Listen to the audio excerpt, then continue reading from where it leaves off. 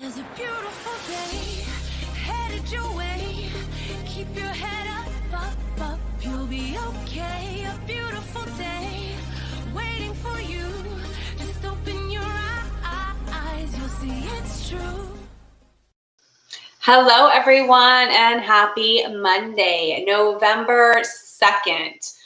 Where has 2020 gone? Well, it has been a wild year for all of us worldwide.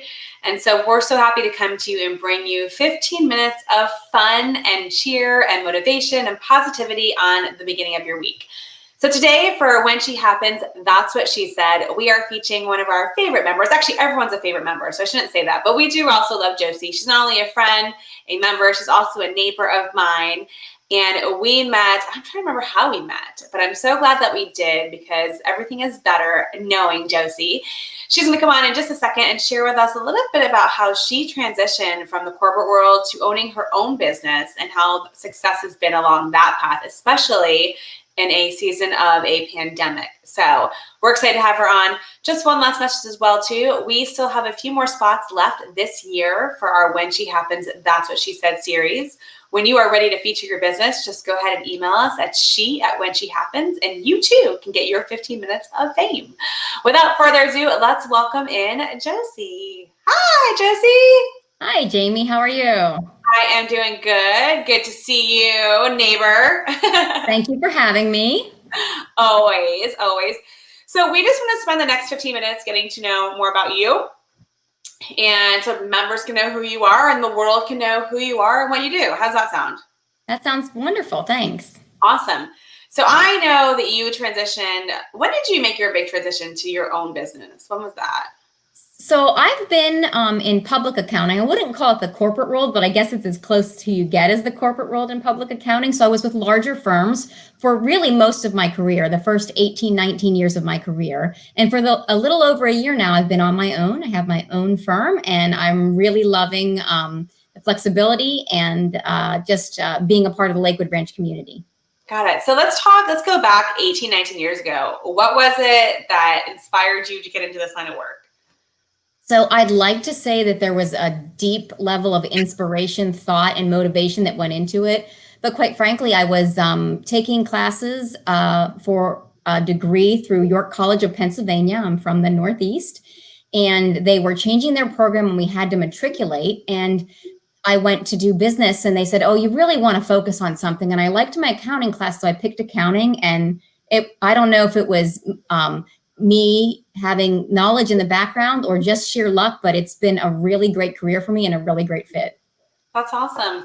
That's a big jump to go from working in the public sector and working, under someone else's brand to now branching out and doing your own brand, and actually also within a certain time frame, because you only moved to Florida. When did you move to Florida? Not even 2 years, right? Yes. So we moved in August of 2018. And I did stay with a public firm for a little over a year down here and decided that I really wanted to focus my practice and the clients that I served in a little different avenue than those public firms. So thought I'd give it a try on my own. Gosh, that's amazing. And so you did that, in the majority of that year has been during an unbelievable time, COVID, right? We have to say the C word. And so how have you been succeeding through that? Because I know you have been. So what have you found to help you be successful during the last 9 months of a crazy time in history? So I think it's a combination, Jamie. I think nobody could have predicted. And of course, right when COVID hit, I thought, oh, what a great year to go into business, on your own. But I think it's a combination of things that have helped me remain successful, and I've met some target goals that I've had. I think it has been the work that I put in beforehand, because while I'm new to this area, new to Florida, I really wanted to be part of the community. So I spent a lot of time getting to know the area, other members of the community, joining some of the local resources that were available to get to know others. That's helped me a lot, because I'm not just while I'm sitting at home, working at home by myself, I'm not alone, because I know a lot of people like you, other people from the Lakewood Ranch Business Alliance, clients, people from the Manatee Chamber, and just other neighbors and friends that I've met along the way. So I've built some referral sources along the way, and just working with clients they refer as well. I think the second thing is just being willing to kind of step out of your comfort zone. I've done a lot of things that I would not have done maybe in the past, with Zoom meetings and, phone calls where I'm an in-person kind of gal. I want to meet everybody. I want to see everybody, but I've just embraced what has been available. And I think that's really helped. Gotcha. And you mentioned a couple of different things. You talked about the Chamber of Commerce. You've talked about the Ranch Business Alliance. How much have you found networking to really help your business? So for me, I really think it is, it's a key component of the type of client that I serve and the type of business that I do. And for me as a person, I like to network. And I know people sometimes cringe when they hear the word network, but I'm a people person. I like to be out there. I like to see people, and I like to connect people. And I don't care if it will have any benefit for me personally in the end. I just really like to be out there and connect people. And I bet you resonate with that as well, because I know you've won some awards with the Lakewood Ranch Business Alliance for being a connector. So it's just fun for me to do. And then it's kind of a bonus when I get business and I can help someone with their tax planning and their tax strategies. That's so great. Yeah, it is. It's about learning other people's stories. I think, I was just talking to my husband about this morning, and I was saying that I really am interested in other people's stories, and I get to hear the most incredible things.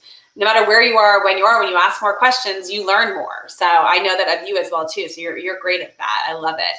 Thank you. So tell us a little bit about, what are some things that you have found when it comes to networking have helped you be successful at that? Because it's not very easy, right? Like you go, to a meeting and it's hard to meet people. So what would be some tips that you would give to somebody about networking? So I'll go back to when I first started to do networking, to kind of sell myself or market myself. I did part-time work for a number of years and stayed home with my children. And when I re-entered the workforce again, I really had to establish myself again. I didn't have all the connections that my peers had. So I started to go to groups, and it was as awkward as could be, right? I'm trying to read this elevator pitch from a card, and I was trying so hard to impress people with my business skills and knowledge. But then somewhere along the way, it clicked to me that I really didn't even necessarily have to tell people what I did to make a connection. Now, you do want to make sure people understand what it is that you are doing from a business perspective. But my focus wasn't to try to wow people with my tax skills or all of the other people that I knew. It was more about investing a few minutes into meeting someone, saying hello, and then learning a little bit about what they did, and then sharing what I think is the fun or the best parts of what I do. And that's how I think I have networked, and what I would recommend to anyone to do. You really don't even have to talk about business to network. And that was a big misunderstanding that I had at first. I really thought when I went in there, I was to be, presenting some fantastic set of skills, when all you're doing is having conversations with people. It's so true. So let's talk a little bit more about your tax work. Now, all of the things that have been going on with COVID and the different loans and different things happening, I'm sure you've been tasked with asking a lot of questions and guidance and this and that. What's some advice you would give to people as we prepare to close out 2020 and prepare to submit taxes for 2020 and all that? What are some tips you would give people in regards to that? Well, I think it would depend on whether you're an individual or you're a business. For individuals, a lot of people have had big shifts in income, right? They've either been laid off or furloughed, maybe gotten some unemployment compensation or some grants. Some of those types of aid are going to be taxable for people. So if you're not sure and you've received any type of grant, I know Sarasota County, Manatee County Cares, there's been a lot of funding available to help people stay afloat during this challenging time. Checking in to see if that is going to cause you some kind of taxable liability at the end of the year. That would be a couple of the things. The others for individuals, whether or not they have taken anything out of their 401k, because there have been some avenues for individuals to take money out of a retirement plan without taking any penalty, but maybe having to incur some tax at the end of the year. Got it. That's great. It's going to be very interesting the next few months as we continue to figure things out. Obviously, tomorrow is going to have an impact on what happens the next few months as well, too. So we won't talk about that because we just talked about that. Let's get to know you. All right. So Going to ask you some rapid fire questions. Feel free to power them off and answer them as you would. There's no wrong or right answer. Let's just have some fun. You ready? Great. Mm-hmm. Okay. So, favorite food? Favorite food, Maryland blue crabs. Oh, delicious. Favorite vacation spot? Really, the beach used to be my favorite vacation spot, but I almost sort of ruined that by moving close to the beach. So that's what I would have said in the past. I'm still trying to make it my favorite vacation spot. Just really hard to get there when it's only, it's only 30 minutes away, and it's funny how you can kind of turn that upside down. You think I'm living the perfect life, but who knows? What's your favorite thing to do when you're not working? When I'm not working, let's see. I really like to read. I like historical fiction books. I love to be outdoors. So just taking a walk outdoors, sitting outdoors, watching the wildlife in Florida. I feel like I'm at like a special zoo and I just sit in my backyard, look over the pond and watch all these birds and critters and those alligators. Oh my gosh, yes, the alligators. All right. What was the last TV show on Netflix that you binged or that you just kept watching, you couldn't get enough of? So this will date me, but I don't care. And at first I thought it was a really silly show. And my sister's like, just watch it. You're going to get on there and then you're not going to stop watching it. And it was Cobra Kai. So It is good. I'm anticipating season 3 is coming like January 8th. I even memorized it because I just thought it was fun. I mean, they left us on a pretty big cliffhanger, and I'm really, really sad to see what's going to happen because we won't ruin it for anyone that's not watched it. But oh my gosh, totally like at the end, we were like. Well, and it's brilliant because they've taken and brought this show back that at first my husband and I snickered at, but they connect the 80s to the 2000s and they've got the youth in there. And like, we love it. Like every time a song comes on, we're like singing along, bopping along, because they've done it so well. We're like, it's like a trip back in time for us, but then it's also like, it also brings it into the 20th century. I think it's just great. It answers all of those questions about all the shows we watched when we were young. What happened to them when they grew up, Well, Ralph Macchio does not age, so I would like to have what he is eating for breakfast because he does not age. And then we're all like, is Elizabeth Shue going to make an appearance? Is she going to come back? Like, is she going to, are we going to see her? So there's been some kind of talk that she might make a little bit of an appearance. So we will see. We'll see. For those that have not seen the series, she is not in it yet. So I'm not really rooting it for you, but she's not in it yet. Okay. Favorite place to go in Sarasota, Manatee County? Favorite restaurant, favorite place, whatever, like a spot that you just love to go and you frequent often?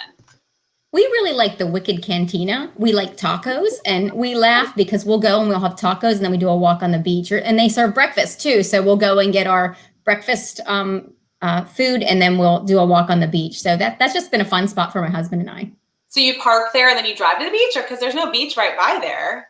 So it's right across the street. There's more than one location for Wicked Cantina. So we go to the one on Anna Maria Island, and they have a parking lot, and you can only park there if you're patronizing the restaurant. But we'll usually park there, and then sometimes we'll walk across the street then and do like a 15-20 minute walk, or sit on the beach for a half hour while we're still parked. Hopefully they don't turn me. We patronize them first. No, but that's good. But I've not been to any of them, so that's really interesting. I'll have to go check that out. So thanks for that little tip there. I appreciate it. All right, so let's see. Next question would be coffee, tea, or water? Coffee in the morning, water after 1 cup of coffee. Okay. And biggest fear? Biggest fear? I don't know. I really don't like snakes. They kind of freak me out. And there's way too many snakes in Florida. Yeah, my husband can't handle those. Okay, and last question. What is one thing on your bucket list? Bucket list. I think Northern Lights. My daughter and I talked about taking a trip to see that. So maybe I'll get that in there someday. With COVID and everything, travel has really been flipped upside down, but I think I'd still like to do that. You could probably rent an RV and do a whole road trip. And because you can see that can you see that from the Smoky Mountains? I think you can as well too in Colorado, right? Depending where you are, you can do it up north. But I was thinking it'd be more fun to do like what is an igloo over in Europe somewhere, where they have those. So yes, I think my in-laws have seen that. I think they've been there to see the Northern Lights, but I mean to see that in person must be spectacular, absolutely spectacular, so incredible. Well, Josie, we are at time. That was it. That was quick. 15 minutes of your fame, right? So I want to thank you for connecting with us. It's always good to see your face and always get to know you better. I learned some new things about you today as well too, so that's always fun. For those of you that are watching, please, thank us and comment and put your comments in on Facebook or on YouTube. Let us know what you think about this series about That's What She Said. We're so happy to have you all tuned in.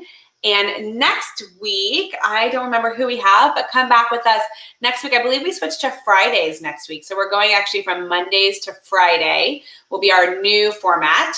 And Kara, my cohort or my co-partner, will be joining us moving forward on Fridays. So that should be fun as well too. We appreciate all of you. Josie, thank you so much again for joining us. Always a pleasure. And until next time, that's what she said.